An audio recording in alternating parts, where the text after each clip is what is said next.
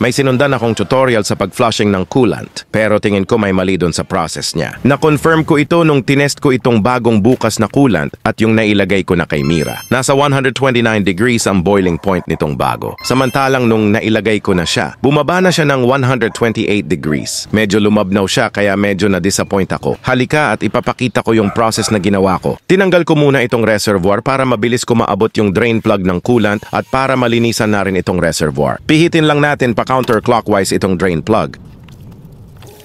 At nahuli na nga ako ng paglalagay ng pangsahod kaya tumapon na yung coolant.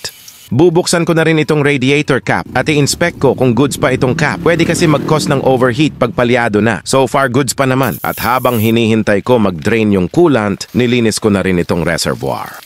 Tapos na siya mag-drain kaya maglalagay na tayo ng distilled water. Ibabalik ko na muna yung kanyang drain plug at itong reservoir. At maglagay na tayo ng distilled water. Mas okay na gumastos sa distilled water kesa gumamit ka ng tap water at magka-problema ka bandang huli dahil sa corrosion. Lalagyan din natin ng tubig itong reservoir at i-start na natin yung engine. Hayaan lang natin siya tumakbo ng 20 to 30 minutes until umikot yung fan motor. Ibig sabihin, nagbukas na yung kanyang thermostat. Around 9:57 ko binuksan yung engine. At hinintay kong bumaba yung tubig at nagdagdag pa ulit ako sa ko tinakpan. Around 10:24, umikot na yung fan motor. Hihintayin lang natin matapos yung ikot at pwede na natin i-off yung engine para mag-cool down. Around 11:11, binalikan ko siya para i-drain yung tubig. Mag-top up ulit ako para sa pangalawang flushing. Binalik ko ulit yung drain plug at bubuksan ko ulit yung engine. Dito na sa part na to, tingin ko may mali sa sinusundan kong tutorial. Kasi after nitong second flushing, pinatay niya yung engine para mag-cool down, saka ulit di-drain yung tubig. Ang problem, hindi na makakalabas yung tubig sa engine block pag nag-cool down na yung thermostat. So pag nagsalin ka ng coolant, hahalo na yung tubig sa engine block. So ang proper way pala ay hayaan lang tumakbo yung engine at buksan ang drain plug at pwede ka pa magtuloy-tuloy ng buhos ng tubig habang nakabukas ang thermostat.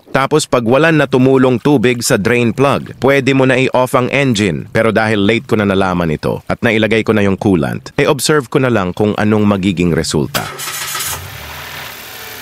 Bababa pa yung coolant kaya need pa natin magdagdag. At pinisil-pisil ko yung hose dito sa taas at sa baba para lumabas yung air bubbles. At tumatakbo na yan ng more than 10 minutes at ino-observe ko kung tataas ba yung coolant temperature niya ng 106 degrees. So far, hindi naman.